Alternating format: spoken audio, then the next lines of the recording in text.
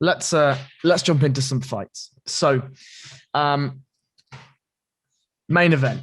Let's start with the main event this time. Yeah. Charles Oliveira, Michael Chandler.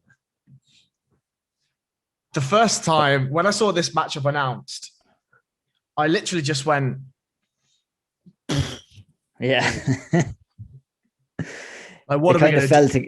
It fell together a little bit, I think. Yeah. I think that was, considering all the situations that surround this fight, especially with the matchup between McGregor and Poirier, which is probably, that first fight between them probably should have been for the title. But given that Poirier decided to take the rematch here, it was this fight that definitely made most sense in the division. And, it might not stand out as a tremendous fight in comparison to lightweight fights that we have had in the past, with like Habib fights are always big occasions and there's lots of excitement around them. Similar enough with McGregor. He's been in the mix thereabouts.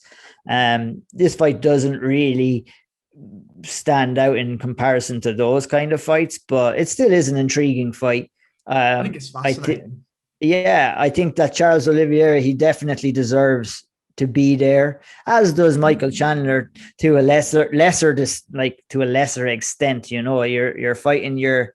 How often has that happened? Do you think your second fight inside never happened? Has it never happened before? No, can't have. Especially, I mean, maybe from the WEC days.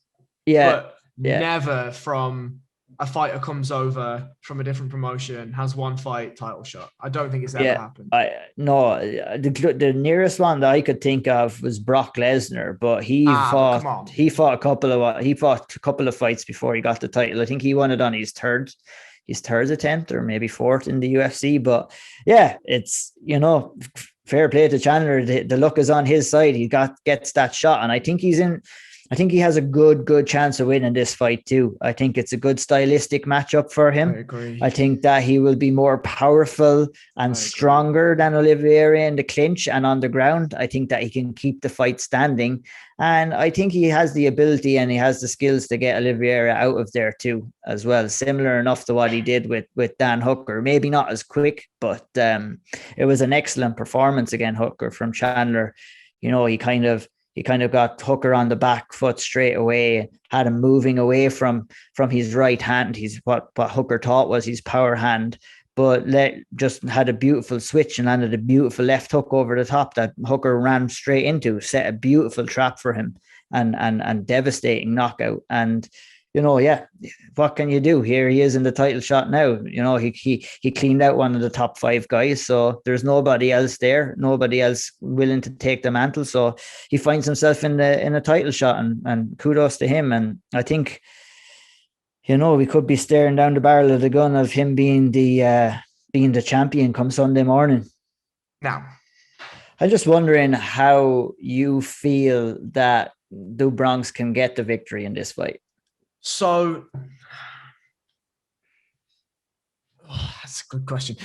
Okay, so if I answer that in a way that I'll whittle down the ways that I think he may lose this fight, and that will leave us with the ways that I think he'll win. So we've seen lots of training footage of Kamaru Usman and Michael Chandler with wrestling scrambles and grappling exchanges. And Michael Chandler looks like somebody that's very, very difficult to hold down. Now, holding somebody down in wrestling is obviously very different to holding somebody down in jiu-jitsu. And we know that Charles Oliveira is an expert in jiu-jitsu, right? Really, really good grappler, really good submission artist. I would not be surprised if there was a grappling exchange and Michael Chandler left his head on the outside, or as he dumped the Bronx looks for something like a Kimura trap or a guillotine trap or something similar to open things up, right? However, Michael Chandler's had 28 fights, right? He's going to be no slouch on the ground. He trains at high-level places with high-level athletes. It's not like, Gilbert Burns has been in this camp for long enough, right? It's not like he's not going to have seen submissions before, right? No. So, and it'll be up to him to try and stay out of those positions as well. Right. Like he's not going to want to be getting himself into any scrambles in this fight. I think that he could, like, early days for sure. He's going to have to be super careful when both guys are dry. That's it. So I can see we'll probably see a tentative first round from Chandler, I'd say, and it'll be up to Do Bronx maybe to push the pace a little bit, or what do you think? I don't know, right? Like, we didn't see much from Michael Chandler in the Dan Hooker fight because he didn't let us see much. He just went out there and blasted him, right? Mm-hmm. Now, I don't expect the same thing to happen, but Charles Oliveira has a track record of wilting, right? 100%. When you put that guy, he's got smacks of the Donald Cerrone about him, mm-hmm. right? If you really put that guy under pressure, in the past, he has looked like he wanted a way out, right? Yep. We've not seen that from Michael Chandler so far, right? The reason why I think this is such a tough fight for Charles Oliveira is Oliveira's not used to fighting on the back foot, neither's Chandler, right? So it's the question of who's going to take the first back step. Mm-hmm. Well, Oliveira's not going to mind if he gets taken down, yeah? However, Chandler is going to be very wary of that takedown, I suspect, right? Maybe Chandler just comes up, dumps him on his head, and we just see an entire domination. Possibly. I'd be surprised to see that, to Me be fair. Too. That would seem like, as we saw with Kamaru Usman and Gilbert Burns, right? Kamaru mm-hmm. wasn't looking for takedowns; he was looking to strike them, right? Yeah. I think the same thing will happen. However, the thing that I find that's going to be really interesting here is Oliveira has quite a high guard, quite a loose guard, and Chandler is a shorter, stockier man. I think those body shots are there all day, right? Mm-hmm. And with the body shots, is Oliveira going to think that a shot's coming, and instead of a shot, it's a body shot? Is Chandler then able to mix up shots and fake takedowns and this and that, and the next thing, disrupt his rhythm, and never let him get settled, right? If that happens, and the body shots start coming in, and Oliveira then thinks that takedowns are coming in, what's open? His chin, right?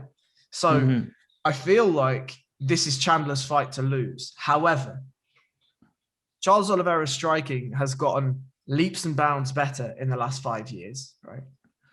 In the last 5 years, he hasn't lost. I don't think he's lost at all, has he? No, not that much at all. He has been on a good stellar record now. Yeah, cool. So since the Paul Felder loss in 2017, he's not lost. Yeah, right. He's finished fights standing. He's finished fights on the ground. As we know, I mean, the Jim Miller, the David Tamer, Nick Lentz, etc. Yeah. My only problem for Oliveira is I don't feel he has fought an elite fighter yet. I'm glad you said that, because I would 100% agree with you. Yes, he has Tony Ferguson's name on his resume. Yeah, not on his resume, and that's a conversation, and it's on whether people think Tony is elite or not. I don't think he is elite, and he definitely was not. He wasn't elite when they last fought anyway. And yeah, I feel that I kind of agree with you with the way that you're talking about how the fight may go. You know, Oliveira, he has improved quite a bit on the feet, but is he a better striker than what Dan Hooker is? I'm not too sure about that. I definitely don't think so. Yeah. So, for me, I think that his best chance, Oliveira's best chance of getting the win here, is trying to catch Chandler early on in the fight with a submission when they're dry, or if Chandler is pushing the pace and looking to land those big shots. Yeah, I think I agree with you when you're saying that this is Mike Chandler's fight to lose for sure, and I think that he's. Go ahead. No, you finish your point. I just think that Chandler is going to be too strong, too powerful for him, and he's going to end up catching him on the chin eventually, maybe slowly wearing him down. I think when Oliveira feels that pressure, feels that strength, that he might get a little bit discouraged and disheartened. And the end might be soon around the corner once that happens. My only thing is Tony Ferguson was a decorated enough college wrestler, right? Mm-hmm. Had really good wrestling chops. And Charles Oliveira dominated him. Yeah. Now, don't get me wrong. I still agree. Tony is not and was not an elite fighter at the time that they fought.